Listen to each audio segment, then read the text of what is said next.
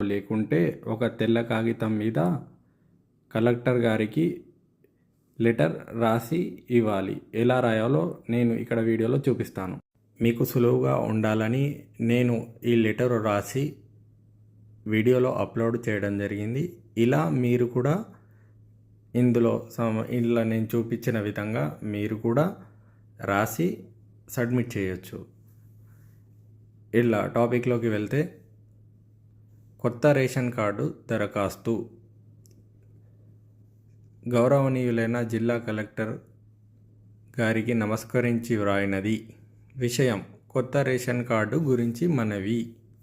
ఆర్య అనగా తండ్రి, అంటే ఎవరైతే వారు రాస్తున్నారో వాళ్ళ హెడ్ ఆఫ్ ద ఫ్యామిలీ. గ్రామము, మండలము లేదా మున్సిపాలిటీ, జిల్లా తమరికి మనవి చేయునది ఏమనగా, నేను వివాహితులను, 3 పిల్లలు ఉన్నారు. వ్యవసాయ కూలీ పనులు చేసుకుంటూ జీవిస్తాను. నాకు ఇంతవరకు రేషన్ కార్డు మంజూరు కాలేదు. నా యందు దయతలచి నా కుటుంబానికి కొత్త రేషన్ కార్డు మంజూరు చేయగలరు. ధన్యవాదములు.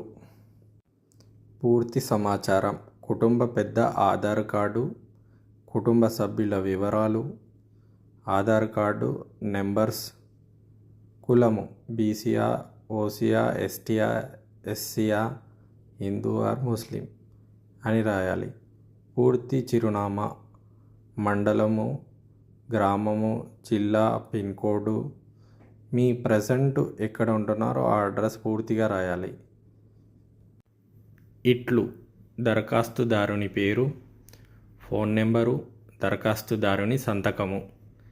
ఇక్కడ ప్లేసు రాసి మీ గ్రామంలోని సెక్రటరీ గారికి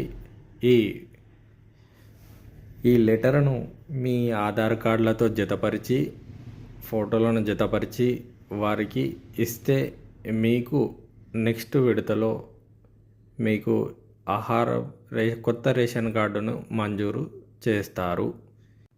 ఈ వీడియో మీ అందరికీ నచ్చి ఉంటుందని నేను ఆశిస్తున్నాను. వీడియోను సబ్స్క్రైబ్ చేయండి అండ్ లైక్ చేయండి, షేర్ చేయండి. మిగతా వారికి, ఇంకా ఈ సమాచారం తెలియని వారికి ఇది పంపించండి.